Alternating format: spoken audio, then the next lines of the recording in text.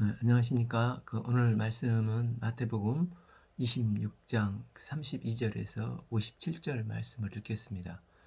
요절 39절 조금 나아가사 얼굴을 땅에 대시고 엎드려 기도하여 이르시되 내 아버지여 만일 할만하시거든 이 잔을 내게서 지나가게 하옵소서. 그러나 나의 원대로 마옵시고 아버지의 원대로 하옵소서. 예수님은 붙잡히시고 고난을 받으시고 죽으시는 것으로 끝나지 않으십니다. 32절 그러나 내가 살아난 후에 너희보다 먼저 갈릴리로 가리라. 말씀을 하심으로 부활하실 것을 말씀하십니다. 예수님은 어, 순환만 말씀하지 않으시고 놀라운 부활이 있을 것을 말씀하십니다. 이 부활이 있게 되면 예수님의 순환으로 잠시 흩어지게 되지만 부활을 목도한 후 다시 제자들이 모이게 될 것이고 이제 배신을 회개와 충성의 사도가 될 것을 암시하는 말씀입니다. 그러나 제자들은 이 말씀의 뜻을 전혀 모르고 있었습니다. 33 베드로가 대답하여 이르되 모두 주를 버릴지라도 나는 결코 버리지 않겠나이다. 신앙의 절개를 표시한 것이지만 베드로는 몇 시간 후에 3번이나 예수님을 부인을 하게 됩니다.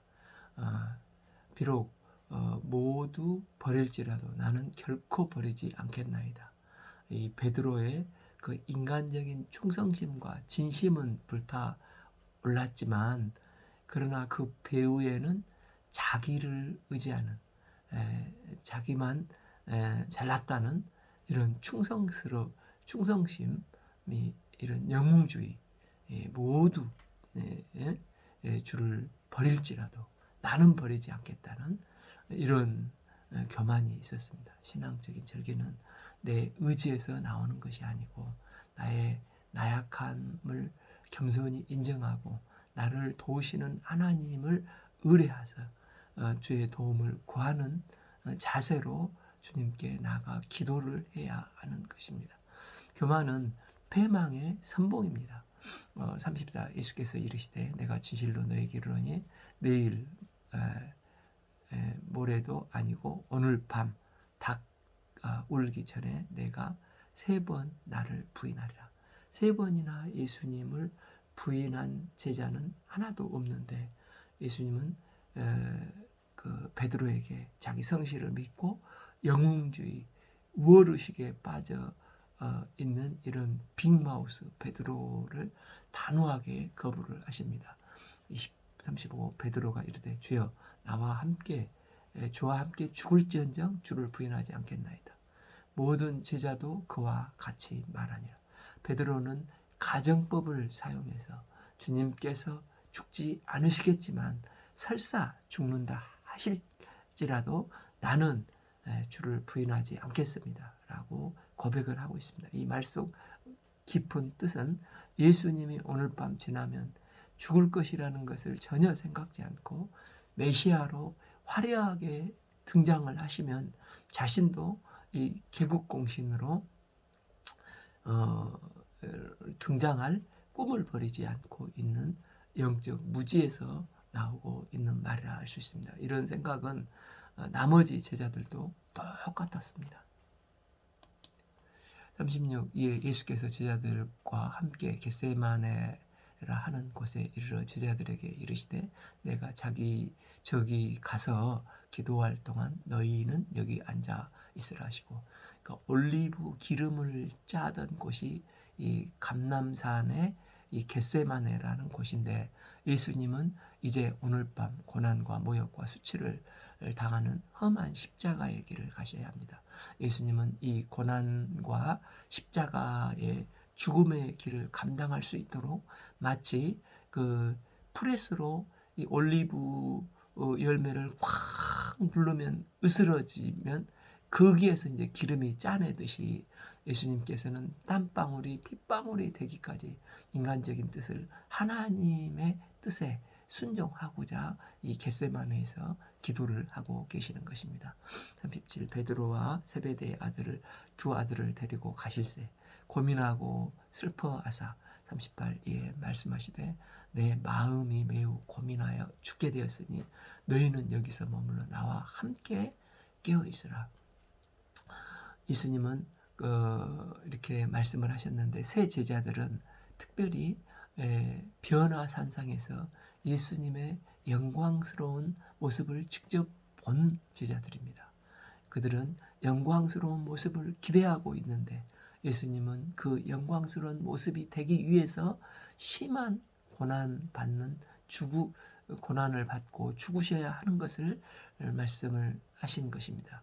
그래서 그 마음이 이 세 명의 제자들에게 이야기를 했고 이제 그 문제를 놓고 함께 깨어 기도해 주도록 이렇게 중보 기도를 부탁을 한 것입니다.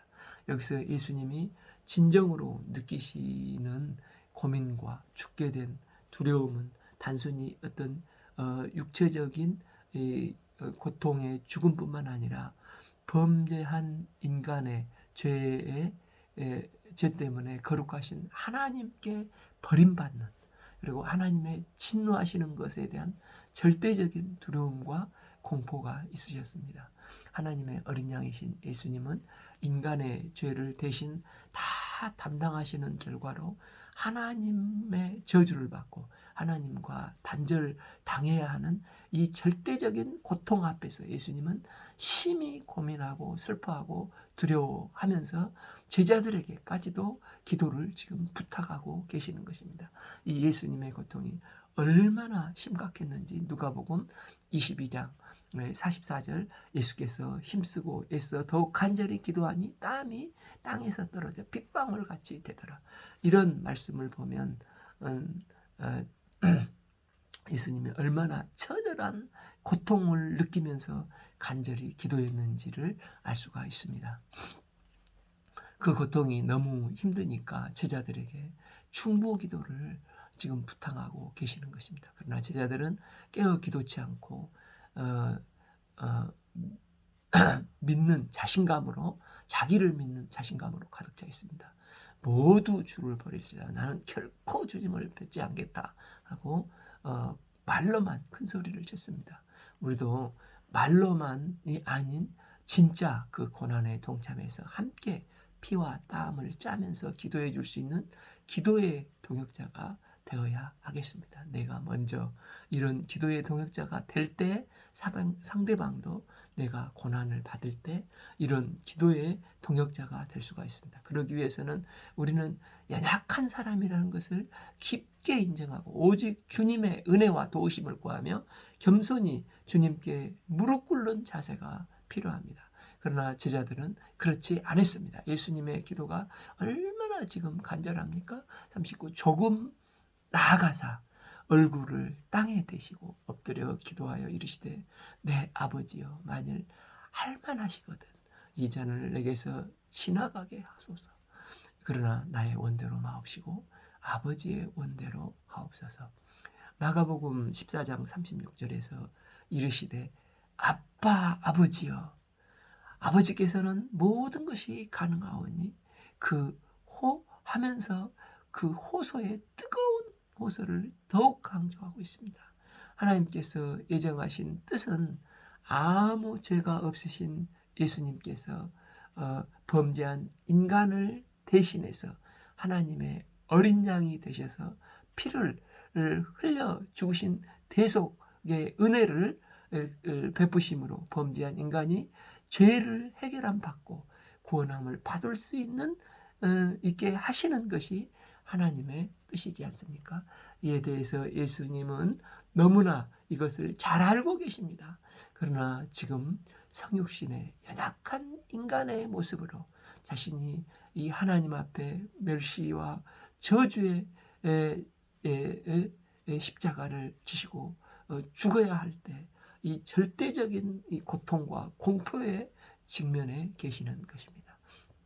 이 고통이 얼마나 아프고 얼마나 끔찍한 것인지 예수님은 너무나 잘 알고 있습니다. 그래서 예수님은 아버지요 하시면서 이 절대적인 죽음의 공포 외에 또 다른 무엇으로 하나님의 뜻을 이룰 수 있는 것이 있다면 차라리 그것을 이루게 해달라고 기도를 하고 있습니다. 내 아버지여, 만일 할만하시거든 이 잔을 내게서 지나가게 하옵소서. 애타게 호소를 하시며 기도를 하고 계시는 것입니다. 주님은 얼굴을 땅에 엎드리고 아바 아버지여 울부짖으면서 간절히 호소하고 계십니다.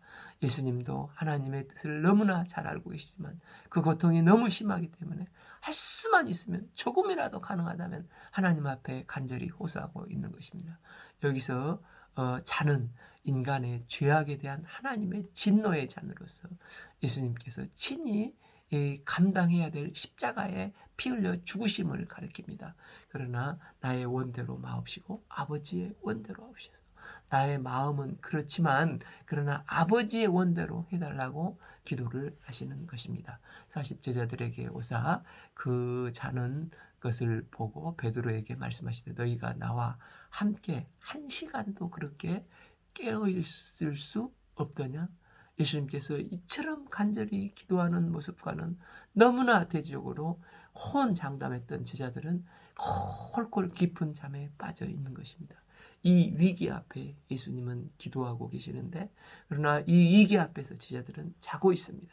예수님은 지금도 그 누구의 도움도 받지 못하고 지금 그 누구의 도움도 받지 못하고 오직 하나님 앞에서 홀로 이 절대적인 고독 속에서 하나님으로부터 버림받고 진노를 당하셔야 합니다. 예수님은 하나님의 아들이시지만 하나님 앞에서 땀방울이 핏방울이 되기까지 프레쉬에 기름이 짜이듯이 간절한 기도를 하고 계십니다. 예수님은 자고 있는 제자들을 보면서 뭐라고 하십니까? 41 시험에 들지 않게 깨어 기도하라. 마음에는 원이로되 육신이 약하도다. 예수님은 제자들에게 다시 한번 시험 들지 않도록 깨어 기도하라고 권면을 하십니다. 실천보다 말이 앞서는 베드로의 모습을 보시면서 마음에는 원이로되 육신이 약하도다 말씀하십니다. 이렇게 육신이 연약한 우리들은 더욱더 시험에 들지 않도록 간절히 기도를 해야 하는 것입니다. 42 다시 두 번째 나아가 기도하여 이르시되 아버지여 만일 내가 마시지 않고 이 잔이 내게서 지나갈 수 없거든 아버지의 원대로 되기를 원하나이다 하고 예수님의 두 번째 기도는 첫 번째 기도보다 진전이 있습니다. 앞에는 할 수만 있다면 이 잔을 마시지 않고 다른 방법이 있다면 다른 방법을 염두에 두시고 기도를 드렸는데 두 번째 기도는 이제 다른 방법은 없고 지나갈 수 없고 이 잔을 마시지 않을 수가 없다면 이제는 아버지의 원대로 되기를 원하나이다. 기도를 하고 계시는 것입니다. 이제 예수님께서 육신으로서 자기의 뜻을 포기하시고 아버지의 뜻대로 아버지의 원대로 되기를 원하나이다 하는 기도를 들으신 것입니다. 예수님은 하나님의 진노의 잔이 아무리 감당하기 어려운 일일지라도 이 고통을 내가 마시지 않고는 이 잔이 지나갈 수 없고 이 잔을 마시지 아니하면 인류를 구원할 수가 없고 하나님의 뜻이 이루어질 수가 없기 때문에 예수님은 이 하나님의 뜻이 이루어지도록 간절히 기도를 하고 계시는 것입니다. 주님은 하나님의 뜻을 이루는 삶을 지금까지 살아오셨고 이제 조금 후면 고난 앞에서 죽음 앞에서도 하나님의 뜻을 온전히 이루어오는 내가 되기를 원하는 기도를 드리시는 것입니다. 그렇다면 하나님의 뜻을 이룰 수 있도록 나는 연약한 인간의 몸을 입고 있기 때문에 내 능력으로는 내가 하나님의 뜻을 이룰 수 없사오니 하나님께서 성령의 능력을 부어주셔서 나로 하여금 이 고난의 잔, 이 힘든 일을 감당할 수 있도록 힘을 더하여 주시옵소서 하고 주님은 간절히 호소하며 아버지께 기도를 하고 있는 것입니다. 이 병행구절 누가복음 22장 43절에 천사가 하늘로부터 예수께 나타나 힘을 더하더라. 예수님이 철저하게 기도하실 때 지치지 않고 감당할 수 있는 힘을 주시는 것입니다. 이렇게 기도하면 하나님께서 힘을 더하여 주시는 것입니다. 성부 하나님은 성자의 이 간절한 기도, 이 순결한 기도를 부활로 응답을 해주십니다. 히브리서 5장 7절 그는 육체에 계실 때 자기를 죽음에서 능히 구원하실 이에게 심한 통곡과 눈물로 간구와 소원을 올렸고 그 경건하심으로 말미암아 들으심을 얻었느니라. 예수님도 이런 고통을 앞에 두시고 통곡과 눈물과 간구와 소원을 올렸습니다. 하나님을 경외하면서 소원을 올렸습니다. 그래서 들으심을 얻었습니다. 연약한 우리는 어떠해야 됩니까? 우리도 이런 죽을 것 같은 두려움이 있을 때 통곡과 눈물과 소원과 간구로 하나님을 경외함으로 무릎을 꿇고 아바 아버지하고 기도를 해야 하는 것입니다. 그러면 하나님께서 그 기도를 들어주시고 기도할 새 힘을 부어주신다는 것입니다. 43 다시 오사 보신즉 그들이 자니 이는 그들이 눈앞에 피곤함이라. 피곤할 분은 예수님이신데 자빠져 자는 제자들이 더 피곤합니다. 잠만 자면은 더 피곤하고 오히려 열심히 기도하는 자는 더 피곤하지 않고 눈이 반짝반짝 빛나는 경우를 체험을 하지 않습니까? 44 또 그들을 두시고 나아가 세 번째 같은 말씀으로 기도하시네. 그러니까 예수님은 아버지의 원대로 하옵소서라고 기도로 확신이 들 때까지 기도를 하셨습니다. 그래서 이제 세 번째 걸쳐 기도를 하신 예수님과 뒤에 세 번 부인한 베드로가 비교가 됩니다. 세 번 기도하시고 기도에 확신을 덧입으신 예수님은 군인들에게 체포될 때도 담대함을 보여주셨습니다. 또한 장로들에게 신문을 받을 때도 얼마나 당당하십니까? 또 세계의 권력을 좌우하는 이 로마 빌라도 총독 앞에서도 얼마나 담대하십니까? 십자가 위에서 핏방울이 뚝뚝 떨어지면서도 누가복음 23장 34절 이에 예수께서 이르시되 아버지여 저들을 사하여 주옵소서 자기들이 하는 것을 알지 못합니다. 얼마나 위대한 모습을 보여주시고 계십니다. 그 이유가 어디에 있습니까? 예수님은 이 무시무시한 시련 앞에서도 기도하시는 데 있습니다. 그 기도의 결과 이런 모습을 보이신 것입니다. 그러나 기도할 때 잤던 베드로는 결국 비참하게 여종 앞에서 세 번이나 예수님을 부인하고 심지어 두려움에 떨어서 예수님을 저주까지 했습니다. 45 이에 제자들에게 오사 이르시되 이제는 자고 쉬라 보라 때가 가까이 왔으니 인자가 죄인의 손에 팔리느니라.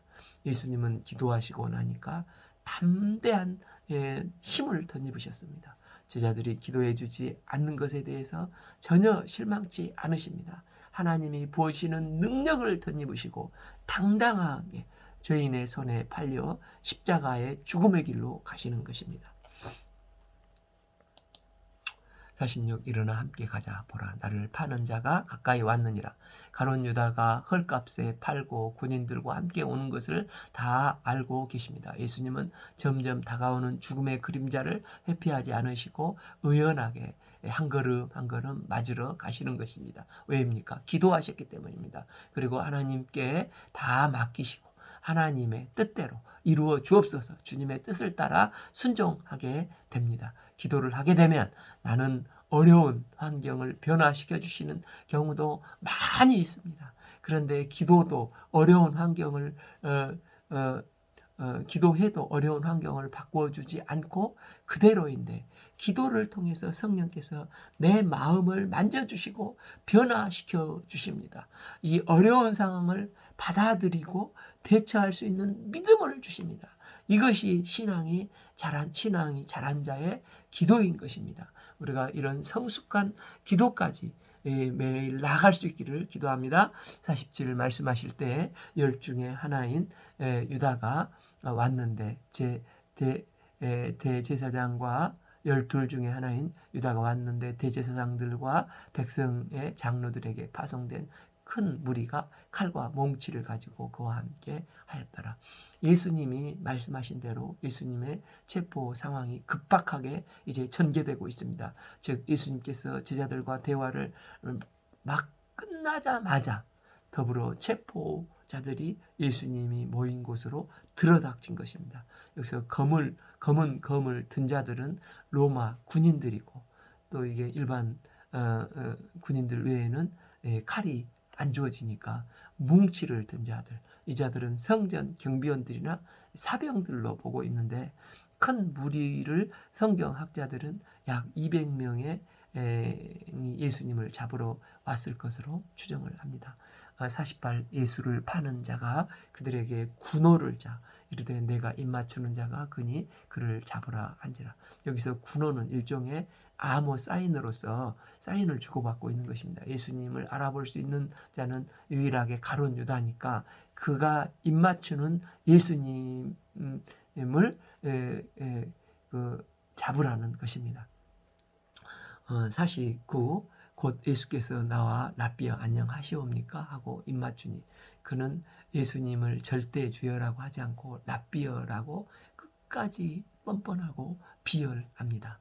50 예수께서 이르시되 친구여 내가 무엇을 하려고 왔는지 행하라 하신데 이에 그들이 나와 예수께 손을 대어 잡는지라.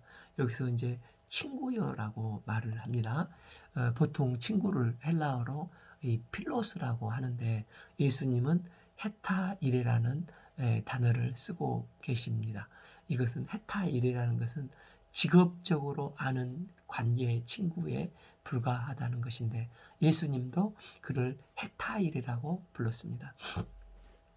50일 예수와 함께 있던 자 중에 하나가 손을 빼어 칼을 빼어 대제사장의 종을 쳐서 그 귀를 떨어뜨린 요한복음 18장을 보면 그는 베드로이고 말고는 대제사장의 종인 말고입니다. 그의 귀를 잘라버린 것입니다. 52 이에 예수께서 이르시되 내 칼을 도로 칼집에 꽂으라. 칼을 가지고 가지는 자는 다 칼로 망하느니라. 이 칼 같은 무기는 세상 사람들이 자신의 뜻을 이루기 위해서 사용하는 도구이지 않습니까? 그 권력을 유지하고 땅을 정복하고 사람을 죽이는 도구로 자신의 욕심을 채우는데 사용을 합니다. 그래서 세상을 지배하고자 칼을 사용하는 것입니다. 그래서 하나님의 아들을 지키기 위해서 칼을 사용하는 것은 잘못됐다는 것입니다. 하나님 나라의 원리는 칼이 아니라 사랑과 하나님의 뜻을 이루기 위한 말씀에 대한 순종과 기도와 섬김과 낮아짐이 하나님 나라의 지배 원리입니다. 예수님은 마지막까지 베드로에게 하나님 나라의 원리가 무엇인지를 가르치시며 칼을 도로 꽂으라고 말씀하십니다. 53 너는 내가 아버지께 구하여 지금 12군단 더 되는 천사를 보내시게 할 수 없는 줄로 아느냐? 12는 완전수이지 않습니까? 1군단은 레기온으로 6,100명인데 12군단이면 7만 명이 넘습니다. 예수님은 마음만 먹으시면 12군단의 천사들을 동원해서 200명을 순식간에 무찌를 수가 있습니다. 그럼에도 불구하고 예수님은 하나님의 뜻을 온전히 이루기 위해서 하실 수 있는 권세를 사용하지 않으십니다.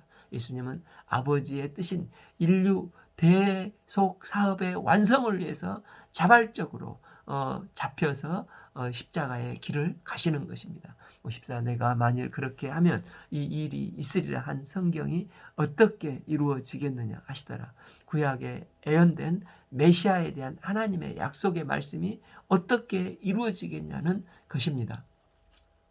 55 그때 예수께서 무리에게 말씀하시되 너희가 강도를 잡는 것 같이 칼과 몽치를 가지고 나를 잡으려 왔느냐? 내가 날마다 성전에 앉아 가르쳤으되 너희가 나를 잡지 아니하였도다. 56 그러나 이렇게 된 것은 선지자들의 글을 이루려 함이라 하시더라. 이에 제자들이 예수를 버리고 도망하니라.